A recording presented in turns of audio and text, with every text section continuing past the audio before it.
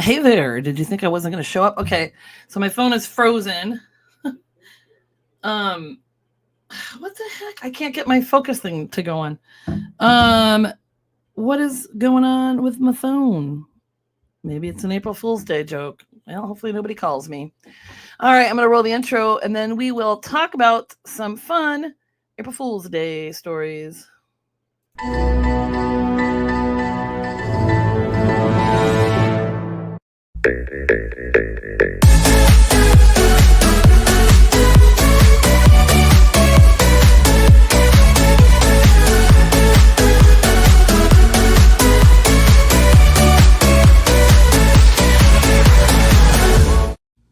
Boom! Let's do this. Well, hopefully I am on with the volume. So it was a little hectic today.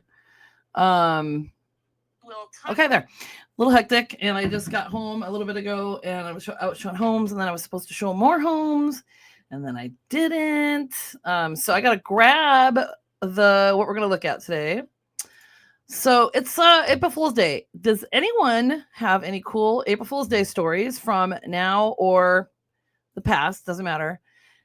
Did you suffer any pranks today, or maybe not suffer, but get a big laugh out of it? Because I was thinking, gosh, should have added some things in there before April Fool's Day so that people could maybe plan some stuff, but maybe I'll do that better next year. I feel like this lighting is really bright.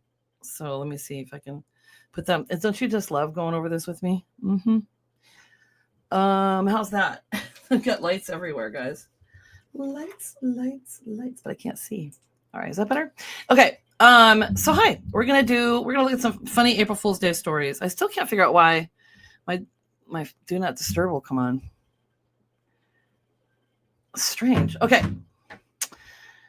Oh, hey, guess what? I've got the wrong thing on there too. La la la. Let's put Kendra Kinney on because I do a podcast for real estate also when I've been doing that every Wednesday and Friday. So I'm telling you, I've been tired. It's been crazy. April Fool's Day stories. What? I've been using this color for a while too. Okay, so first one. This is blank. Boom. Okay. Pick out an old bottle of fingernail polish you don't mind sacrificing. Unscrew the top and spill the contents onto a piece of wax paper, letting the bottle and brush dry into the mess. After the polish is completely dry, peel the wax paper off and leave the hardened clump on someone's important document or a favorite piece of clothing. So they would think that you spilled it on there. So I had another thing on there I was going to talk about, and I'll show it later, and it has to do with like acting like you spilled milk or something on somebody's computer, which is funny. So this is actually just a prank, but there are stories like this one. Okay. First, record silence for 10 or 20 seconds and then scream into your computer microphone saying, "That's not me." And then walk into the other room with a mask on and try to get their attention. THERE. They will assume that it's the April. These are screenshots, by the way. They will assume that is the April Fool's Day prank. And then after 10 or 20 seconds of you standing there, okay, I got to check these screenshots. Standing there with the mask, they will hear you scream from the other room, "That's not me." What do you think? Will that work? Would that work for you? All right. Okay, so I read this thread to get inspiration. Okay, so this is from what is it? Reddit.com. Then I picked my subject, my favorite high school science teacher, Mr. Science. Now, Mr. Science has a bit of an addiction of pirating things. He pirates lots and lots of movies, books, TV shows, and then offers them to anyone who wants them. We don't really care, but we always joke about his addiction. Also, my school starts at spring break tomorrow, so pranking on 4/1 is impossible. So last night, I read this thread and plotted the sting. I wrote a very official sounding letter from FBI headquarters. Don't you think a teacher wouldn't fall for this? But I think it's kind of funny nonetheless. Okay, so from FBI headquarters, I wrote that he had 404 charges of copyright infringement, which were in direct violation of blah, blah, blah, DMCA. I don't know what that stands for. I then spent a solid 2 hours compiling a list of TV episodes, movies, and books, many of which he had told us he had downloaded, I guess. This list ends up being 9 solid pages plus the letter. Then to top them off, things off, I find a high-res image of the FBI's logo and set it as a watermark in Word. After a miniature bracket to determine which font to use, I finally settled on Courier New. Perfect. Between the 8th and 9th page, I place a note explaining that it was all just a joke, stop crying, don't call your wife, etc. So this morning I walk into the office and place the envelope in his mailbox and tell the office ladies my plan. This is kind of a long story. They giggle and they call him to the office to get his very official looking envelope. He comes to the office, picks up the envelope, and freezes. He rereads the address 100 times. He then opens the letter and his heart sinks. He meticulously reads the letter and the list of infractions as he power strides back to his room. I stealthily follow him back to his room, watching him sweat and ruffle his hair in distress. Finally, he hits the 8th page and throws his hands up in defeat. I wait. Crying? Laughter? Definitely laughter. SEAL Team 6 move in. He high-fives me and tells me it was the best prank ever in history. So I suppose, I mean, I used to be a teacher, right? And I taught high school. So I suppose you're always doing things and like, oh, maybe I have to get permission or maybe I'll just apologize later. So maybe that could have been, an interesting thing. Okay. Mike Gessler, like the glasses. Well, thank you. These are my red glasses. I love them. Jan, LOL, 404 is how I feel sometimes. Duck joke. Oh, so I said that wrong. Okay, so explain that, Jan, if you could.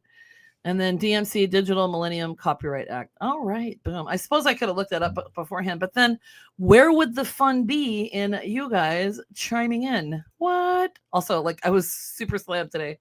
Okay, when I was in 5th grade, my mom and I made fake donut holes that were very salty instead of sweet. I told my class at school that my birthday was April 1st, and so I brought in the donut holes and gave them to my classmates. Their reactions were great. Some faked them, being good to not hurt my feelings, while others spit it out. Okay, so Jeanne says 404 is an error when an internet page isn't found. Oh, okay. I guess I'm doing a great job over here. Thank you. You know what? I learned something new every day, and I love it. Okay. When I was a kid, this one's funny. I ran up to my parents' room at 6 a.m., opened the door, and yelled, "Mom, Dad, the car's being towed." This backfired on me, however, because when they sprang out of bed in alarm, they were both naked. Gross. Has this ever happened to you? Has it?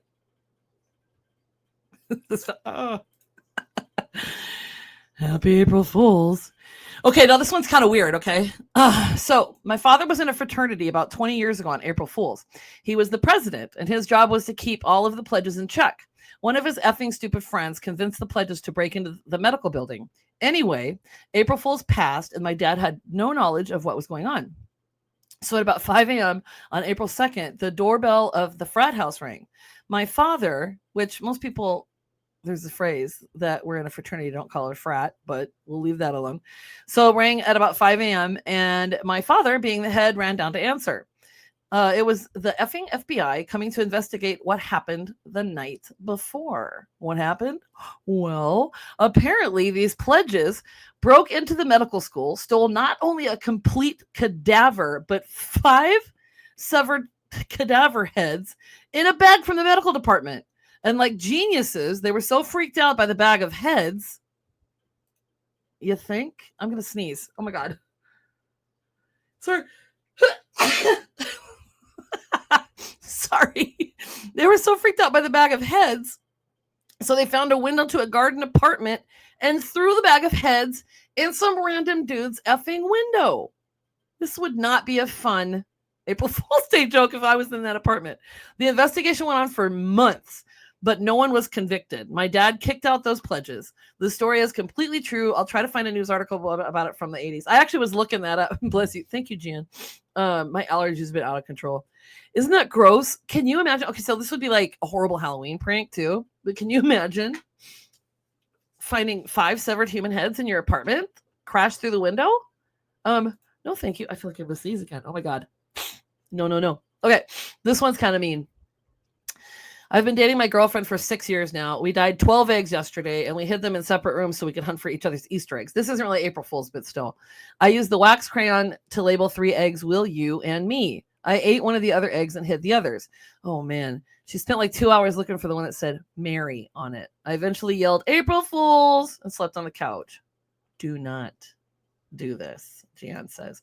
Allergies are terrible last week. Yeah, and it was so windy today. If you guys aren't in Phoenix, it's so super windy. Okay, let me see how many more I have here. I always thought it would be awesome to get a Grim Reaper costume and a mini whiteboard, write some generic last name on it, like Wilson or Ramirez, put on the death costume, and wait at the arrivals terminal at the airport next to all the town car drivers. Okay, this one's kind of cool. My foam brick is in the mail. Fun times will be had by all. And so edit, it says it totally came today. I love it. It's the best fake brick I've ever seen.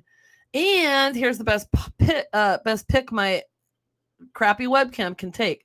I don't have a picture of it, sorry. But someone says, be careful. See, now my thing's not on do not disturb. Be careful with that power. I had a teacher that had a giant foam rock. Every year he would pretend to get angry at a student, pick up the foam rock, exaggerating how heavy it was, and throw it at the student. Well, one student freaked the F out and threw himself face first into his desk to avoid being hit by it. He broke his nose very badly, and the teacher was nearly fired. I had this ball, and it had an F on it. It was a bomb. Like, it had a little thing. It was stuffed animal. It had a big F on it, and it was the F bomb. And I used to tell the kids when I taught at Maryville, like, I'm going to drop the F bomb, and I have it behind my back, and then I would throw it at some kid, and it would always make them laugh. Okay, Jan says, I thought about putting voice activated on the office appliances in the break room to see how many people believe it. Oh my God. Turn on. That would be hilarious. You know, sometimes I have no concept of time. These are kind of longer. Sometimes simple is better. My brother switched the salt and sugar on me when I was maybe 12 or so. I ruined so much cereal and kept telling my mom the milk was bad. It wasn't. I stopped eating Crispix. Last year, I took a Windex bottle, cleaned it out really thoroughly, and filled it with blue Mountain Dew. Then while driving my clients around in my cab, I would nonchalantly spray it at my mouth or open it up and take a swig at stoplights. Good times. And then someone commented with, it keeps me from streaking. So you know, some of these are really old, but they're really funny. So I just really enjoyed looking this stuff up. When I was in college, I'd go home for winter or spring break and bring back as much bubble wrap as I could. I'd then return to school a day early and proceed to place bubble wrap under every doormat in every building. I didn't care if it was April 1st. If it was rainy or snowy, it was happening. I was thinking about this, and I was thinking about how much fun that would be, because you know how, like, even in dorms, people would put like mats out or something like that, or to put it outside. It would just be hilarious, especially if you get home at like 2 a.m. I mean, from like studying or something. And then you step on it, it's like bam, bam, bam. Like, I think it would scare the crap out of you. Okay, I'm gonna skip this one because I remember looking at it and I was like, sorry about the alarms there. My mom is a high school teacher. This one's good. April 1st rolls around and she decides to prank her students. In order for the prank to be successful, she includes one student in her plan, one student. So the day before, she tells this kid, we'll call him Brad, to take one of her old phones to class with him the next day. And she tells Brad to put out the phone and text in class. Brad agrees. And the next day, when Brad starts texting, oh my God, my eyes, texting using the mole phone, my mom promptly halts her lecture, walks up to Brad, takes the phone right out of his hands, and chucks the damn thing out of her second-story window. The look, as my mom describes it, on the face of her students was priceless. No one laughing, no one smiling, just sheer raw horror. Always loved that one. Never done. Never had a prank like it.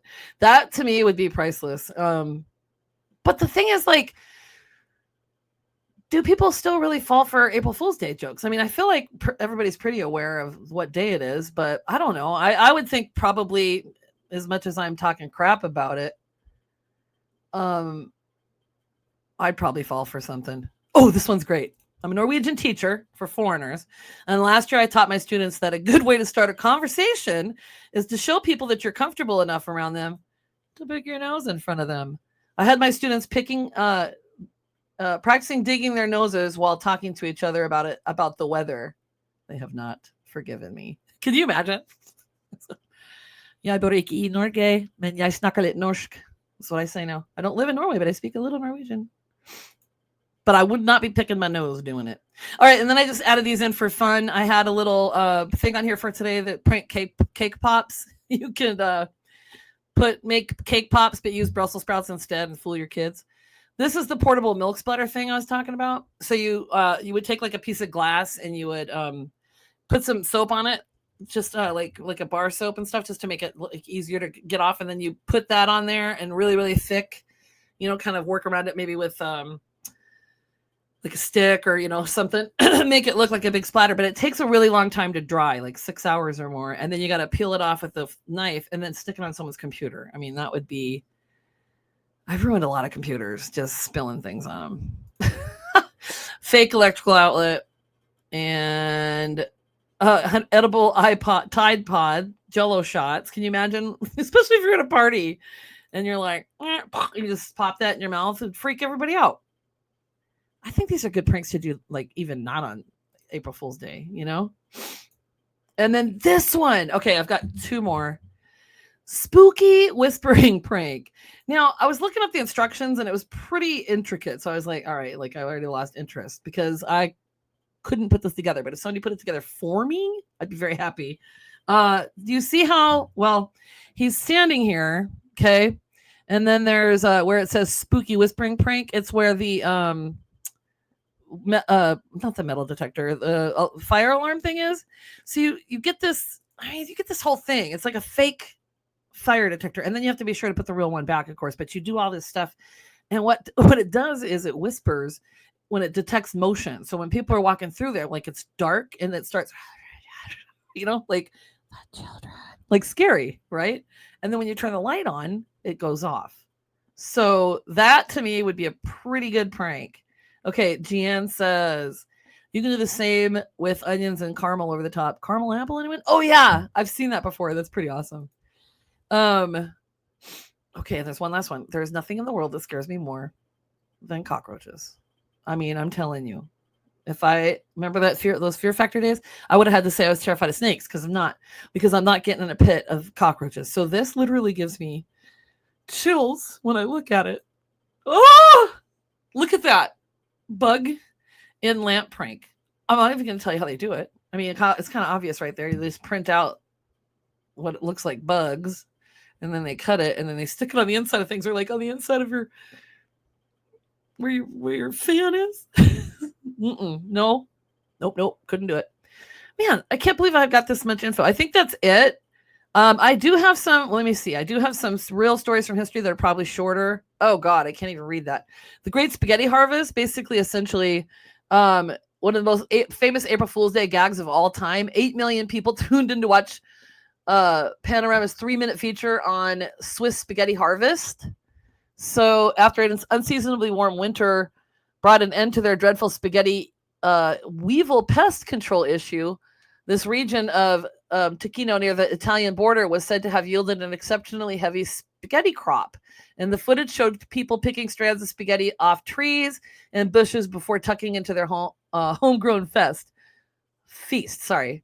The prank occurred before pasta became a staple in the average British diet, making the audience ripe for picking. Okay. I think that's pretty funny, don't you? I think Gian said something else here. Cockroaches are nasty. I know. They scare the heck out of me. Okay, I'm going a little longer, but I'm going to go ahead. I think I have 2 more. Big Ben goes digital. I got to make this bigger. In 1980, the BBC's World Service announced that London's most famous landmark was getting a facelift. The broadcaster told listeners that to help tourists tell the time, of course, the Big Ben clock tower would be going digital and would henceforth be known as Digital Dave. The new and improved monument wouldn't just tell the time, it would also issue 5-minute news bulletin every night. On top of that, the iconic bongs would be replaced with beeps. And while some listeners clocked that this was an April Fool's Day jest, many others rang in to express their outrage. A BBC spokesperson commented, surprisingly few people thought it was funny. I got one more. No, I don't. That's a lie. Anyway, thanks for joining me. That was a blast. I really want to know. Put it in the comments. I'm going to upload it to YouTube too here in a minute. Let me know if nothing happened to Sid Squatch today. Brother Daddy didn't come back to play a prank on him or anything. But let me know because I want to know your stories and I'd love to feature them. So like it doesn't have to be an April Fool's Day prank. I can just feature them on some other things. And this is what I say now with my YouTube thing. Like and subscribe. It'll make Sid Squatch very happy. And remember, the journey begins with you. So be good to yourself. Oh, I got another comment. Whoop, whoop. So I hate this when I do this and then I go offline and then I see the comments. Don't mess with the bin. Digital Dave. Did anyone play a prank on you today, Katie? They did not. They did not. And that's strange, right? Maybe the guy that I was showing houses played a prank on me. He's like, we'll look at houses later. And then we didn't. I stayed at the office all day, which is why I'm later. But you know what? I'm glad to do this anyway. So thanks for the question, Pam. No pranks today, but the day is not over. I love you.